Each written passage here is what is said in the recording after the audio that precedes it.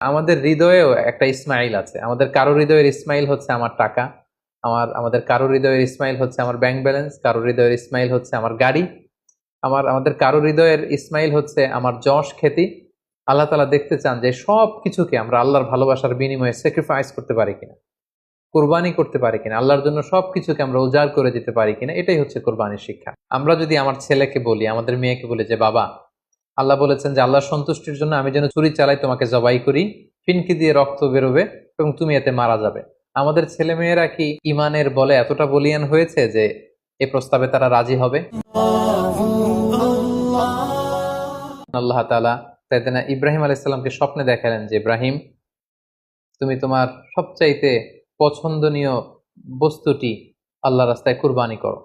একাধিকবার তিনি এই স্বপ্নটি দেখলেন এবং ইব্রাহিম আলাইহিস সালাম বুঝতে পারলেন যে আমার সবচাইতে পছন্দনীয় হচ্ছে আমার ছেলে ইসমাইল, যাকে আমি আল্লাহর আদেশে সেই মক্কার মরুভূমিতে রেখে এসেছি। তিনি আল্লাহ তাআলার আদেশে ফিলিস্তিন থেকে মক্কায় চলে আসলেন। এসে ১৩ বছর পর নিজের কলিজার টুকরা সন্তান ইসমাইলকে দেখলেন। কিন্তু এই ছেলেকেও তিনি বেশি দিন ধরে রাখতে পারবেন না, কারণ আল্লাহ তাআলার আদেশে তাকে জবাই করতে হবে।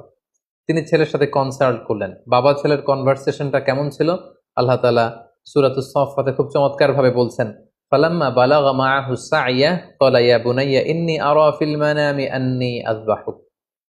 ইসমাইল যখন একটু হাঁটতে পারে, দৌড়াতে পারে, ছোটাছুটি করতে পারে, এই বয়সে যখন পৌঁছলো, ইব্রাহিম আলাইহিস সালাম এসে বললেন, হে আমার কলিজার টুকরার সন্তান, আমি স্বপ্নে দেখেছি যে আমি তোমাকে জবাই করছি।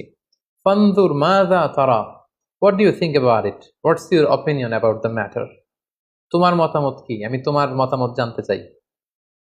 ছোট্ট ছেলে ইসমাইল আলাইহিস সালাম বললেন, ক্বালা ইয়া আবাতি ফাআল মা তু'মার, হে আমার বাবা, আপনি যেমনটি আদিষ্ট হয়েছেন ঠিক তেমনটি করুন। সাতাজিদুনি ইনশাআল্লাহু মিনাস সাবিরিন, ইনশাআল্লাহ অচিরেই আপনি আমাকে ধৈর্যশীল পাবেন। আপনি মনে করবেন না যে আমি ঘাবড়ে গিয়েছি, আমি ভয় পেয়েছি, আমি দৌড়ে ছুটে পালাবো না। আপনি যেমনটি দেখেছেন তেমনটি করুন, কারণ আপনি আল্লাহর নবী এবং আল্লাহ তাআলা আপনাকে আদেশ করেছেন, এটা আপনার উপর আল্লাহর ওয়াহী। সো আপনি আমাকে ধৈর্যশীল পাবেন। বাবা ছেলে তখন মক্কা থেকে, মক্কার পাশেই মিনা অবস্থিত, মিনা প্রান্তরে রওনা হলেন আল্লাহ তাআলার আদেশে ছেলেকে কুরবানি করবার জন্য। কি মর্মান্তিক, কি হৃদয় বিদারক সে দৃশ্য। এবং সাইয়েদনা ইসমাইল আলাইহিস সালাম বললেন, বাবা, আমার চেহারার দিকে তাকিয়ে আপনি ছুরি চালাতে আপনার বড্ড মায়া লেগে যাবে, কষ্ট লেগে যাবে, আপনি আমাকে উল্টো করে শুইয়ে দিন, অর্থাৎ আমার চেহারাটা থাকবে মাটির দিকে, আপনি পেছন দিক থেকে আমাকে জবাই করুন।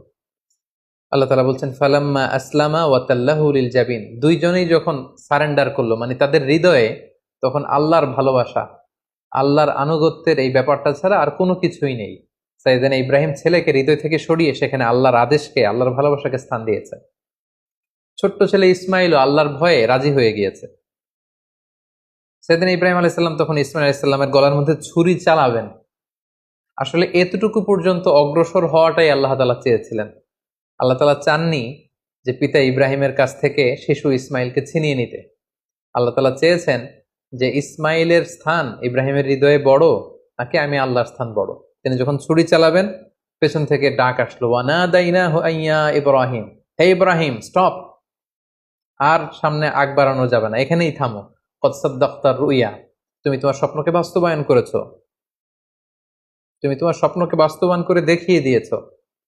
ইন্না কাযালিকা নাজজিল মুহসিনিন, এভাবেই আমি যারা সৎকর্ম পরায়ণশীল তাদেরকে প্রতিদান দিয়ে থাকি। ইন্না হাযা লাহুয়াল বালাউল মুবিন, নিশ্চয়ই এটা অনেক বড় পরীক্ষা। এই বড় পরীক্ষাতেও তুমি বাপ বেটা তোমরা উত্তীর্ণ হয়েছো। ফাদাইনাহু বিযিবহিন আযীম, আল্লাহ তাআলা বলছেন জান্নাত থেকে একটা বকরি এনে, একটা ভেড়া এনে আমি ইসমাইলকে সরিয়ে দিলাম, ইসমাইলের জায়গায় ওই বকরি কুরবানি হয়ে গেল। আল্লাহু আকবার। সাইয়েদনা ইসমাইল আলাইহিস সালাম বেঁচে গেলেন। ওই যে মিনা প্রান্তরে সাইয়েদনা ইব্রাহিম আলাইহিস সালাম ছেলের বদলে বকরি জবাই করলেন, এই দৃশ্যটাও আল্লাহ তাআলার এত ভালো লেগেছে, কিয়ামত পর্যন্ত 10 জিলহজে গোটা বিশ্বের সব সামর্থ্যবান বিশ্বাসীদের জন্য এরকম জবেহ করা, স্যাক্রিফাইস করা, অ্যানিমালসকে স্লটার করা আল্লাহ তাআলা ওয়াজিব করে দিয়েছেন। তার মানে কুরবানির যে বিধান, এটা আমরা সাইয়েদনা ইসমাঈল আলাইহিস সালামের বদৌলতেই পেয়েছি। কেন আল্লাহ তাআলা এমনটি করলেন? আল্লাহ তাআলা চাইলেন যে আমি দেখতে চাই ইব্রাহিমের হৃদয়ে কে বড়, কলিজার টুকরার সন্তান ইসমাইল বড় নাকি আমি আল্লাহ তাআলা বড়। এখান থেকে আমাদের জন্য শিক্ষা হচ্ছে ইব্রাহিম আলাইহিসসালামের হৃদয়ে সবচাইতে পছন্দের জায়গাটা ছিল তার সন্তান ইসমাইল, কারণ ৮৬ বছর পর একটা সন্তান পেয়েছে। কত মায়ার জায়গায়, কত আদর এবং ভালোবাসার জায়গায় তিনি হৃদয়ে তাকে স্থান দিয়েছিলেন। আল্লাহ চেয়েছেন না ওই জায়গায় যেন আল্লাহর ভালোবাসাটা থাকে।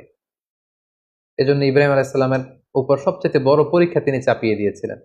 সম্মানিত ভাই এবং বোনেরা, আমাদের হৃদয়েও একটা ইসমাইল আছে। আমাদের কারো হৃদয়ের ইসমাইল হচ্ছে আমার টাকা, আমাদের কারো হৃদয়ের ইসমাইল হচ্ছে আমার ব্যাংক ব্যালেন্স, কারো হৃদয়ের ইসমাইল হচ্ছে আমার গাড়ি, আমাদের কারো হৃদয়ের ইসমাইল হচ্ছে আমার যশ খ্যাতি।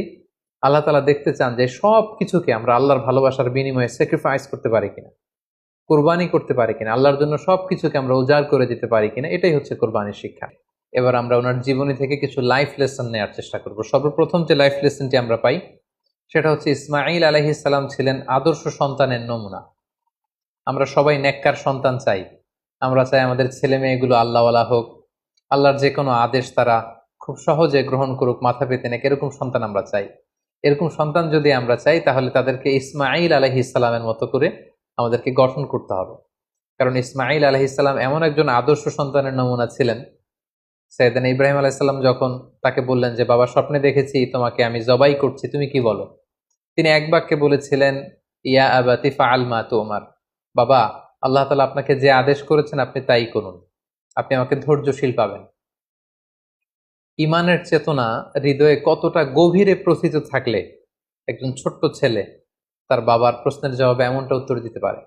আমরা যদি আমাদের ফ্যামিলি মেম্বারের কথা চিন্তা করি, আমাদের ছেলে মেয়েদের কথা যদি চিন্তা করি, আমরা যদি আমার ছেলেকে বলি, আমাদের মেয়েকে বলি যে বাবা, আল্লাহ বলেছেন যে আল্লাহর সন্তুষ্টির জন্য আমি যেন ছুরি চালাই, তোমাকে জবাই করি, ফিনকি দিয়ে রক্ত বেরোবে এবং তুমি এতে মারা যাবে। আমাদের ছেলে মেয়েরা কি ইমানের বলে এতটা বলিয়ান হয়েছে যে এই প্রস্তাবে তারা রাজি হবে? আমাদের কিন্তু এই বিষয়গুলো ভেবে চিনতে সামনে আগানো দরকার যে আমরা আমাদের ছেলে মেয়েদেরকে কি শিখাচ্ছি। আল্লাহর ভালোবাসা, রাসূলের ভালোবাসা, ইসলামের ভালোবাসাকে আমরা তাদের হৃদয়ে গভীর থেকে গভীরে আমরা প্রচিত করতে পেরেছি কিনা, এটা চিন্তার বিষয়।